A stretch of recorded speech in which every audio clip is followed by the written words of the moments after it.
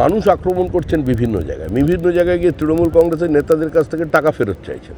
এখন এইরকম কোনো ব্যক্তির সঙ্গে যদি কোনো সাংসদের ঘনিষ্ঠতা থাকে, তিনি যদি তার পক্ষ নেন, তাহলে তো আমাদের কিছু করার নেই। আমি তো প্রথম দিন থেকে বলেছি ভাই ডিম ছুঁড়বেন না, পুলিশকে বলেছি, এটা কিন্তু বহুদিন ধরে চলছে। আপনি দেখলেন না একজন সাংসদ গেলেন, মাঠে নামলেন, সঙ্গে ক্রিকেটারের হেলমেট নিয়ে চলে গেল। পুলিশের হেলমেট যদি বোঝা যেত তাহলেও নয়, এদের কাছে হেলমেটও আছে, কী করব?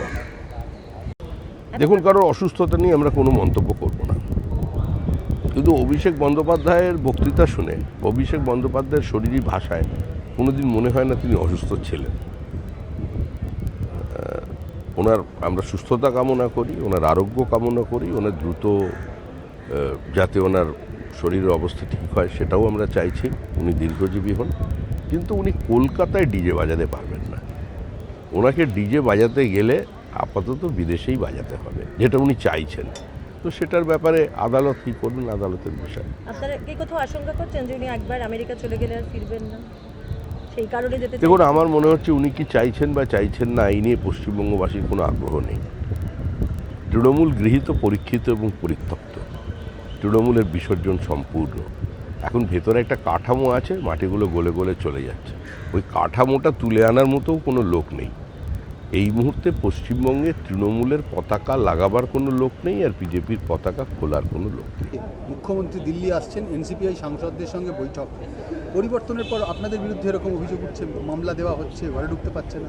দেখুন, কারোর বিরুদ্ধে যদি এরকম সুনির্দিষ্ট অভিযোগ থাকে তো স্বাভাবিকভাবেই পুলিশ এখানে অ্যাকশন নেবে। অতীতে যারা প্রকাশ্যে খুন করার হুমকি দিয়েছেন, খুনের প্ররোচনা দিয়েছেন, যদি এরকম কেউ থেকে থাকেন আর সেই মামলা যদি পুলিশ চেপে দেখে থাকে, পুলিশ তো কারোর কথায় আটকে রেখেছিল, কারণ এটা তো কোনো স্বায়ত্তশাসিত সংস্থা নয়, তো স্বাভাবিকভাবেই উঠতে পারে। তবে মুখ্যমন্ত্রী কী কারণে আসছেন আর কার সঙ্গে বৈঠক করছেন এ বিষয়ে আমার কিছু জানার নেই। পার্টির এটা এজেন্ডা নয়, কাউকে ডিম ছোঁড়া, মামলা দেওয়া, এগুলো আমাদের মধ্যে নয়। যেটা হবে সেটা আইন মেনে হবে। যা করবেন মুখ্যমন্ত্রী করবেন, তিনিই পুলিশ মন্ত্রী, ব্যবস্থা নেবেন। আর ডিম ছোঁড়া তো এমনি একটা মোটামুটি অনেক দিন ধরে চলছে, এখনও বন্ধ হয়েছে কিনা, হয়েছে বলে মনে হচ্ছে। আবার একজন আমার সঙ্গে সাংসদ দেখা হয়েছিল, তিনি বলছেন তাকে দেখে ডিম ছুঁড়েছে। তো কী করতে পারি বলুন? চারিদিকে তো ডিমের দোকানে গিয়ে আমি ঘোরাঘুরি করতে পারবো না। কিন্তু সিপিআইএমের আমলে পশ্চিমবঙ্গ ছিল সেফ প্যাসেজ। তৃণমূল কংগ্রেসের মৌলবাদের কাছে আত্মসমর্পণ এবং ব্লক ভোটের স্বার্থে ধর্মান্ধতা, র্যাডিক্যালাইজেশনকে প্রশ্রয় দেওয়ার কারণে আজ পশ্চিমবঙ্গ সেফ হোম। এর আগেও খাগড়াগড় ঘটেছে, আইএসআইএসের জঙ্গি ধরা পড়েছে, 26/11 ঘটনার সঙ্গে কলকাতার লিঙ্ক পাওয়া গেছে। বর্তমানের যিনি প্রধানমন্ত্রী, অতীতের গুজরাটের মুখ্যমন্ত্রীকে খুন করবার জন্য যে দুজন জঙ্গি এসেছিল ভারতে পাকিস্তান থেকে, নিউ দিল্লি স্টেশনের প্ল্যাটফর্মে যারা ধরা পড়ে তারাও জেরায় স্বীকার করেছিল তারা পশ্চিমবঙ্গের মধ্যে দিয়ে গেছে। তখন এটা তো একটা সার্বিকভাবে জাতীয় সমস্যা। সুতরাং এখানে এখন ধরা পড়ছে, কারণ সরকারটা বাবরের সরকার নয়, একটু বিচ্যুতি আছে বলেই তো বলেছি। সাংগঠনিকভাবে চিহ্নিত করে পার্টি যা ব্যবস্থা নেওয়ার নেবে, এবং যারা যারা এই কাজ করছেন, একটু বাড়াবাড়ি করছেন, যা করার কঠোর হাতে আমাদের মুখ্যমন্ত্রী শুভেন্দু অধিকারী সেটাকে দমন করে দেবেন। বিচ্যুতি বলতে কি আপনি তোলাবাজি বলছেন, মানে স্পেসিফিক্যালি কি তোলাবাজি বলতে চাইছেন এই বিষয়টাকে? আপনারা সাংবাদিক, আপনারা খুঁজে দেখুন বিচ্যুতি মানে কি।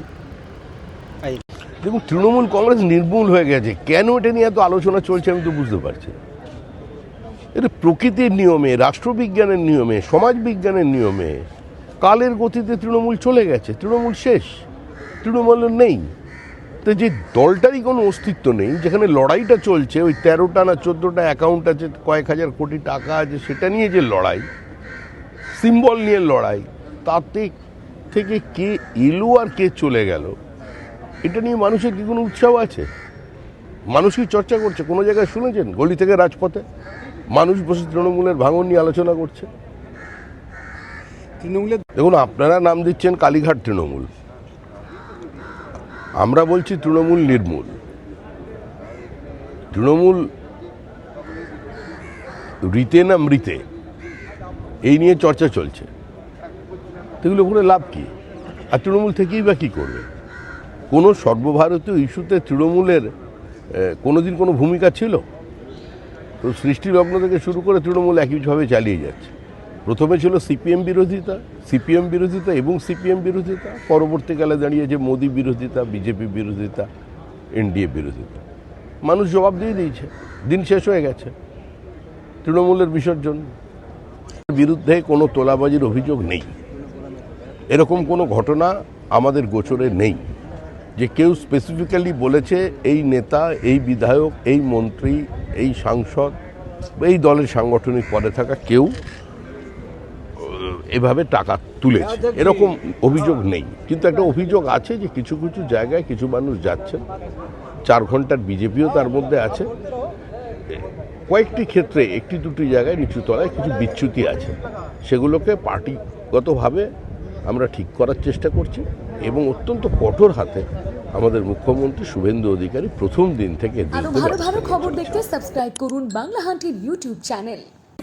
বাংলা হান্টের আরো খবর দেখতে নজর রাখুন। বাংলা খবর মানেই বাংলা হান্ট।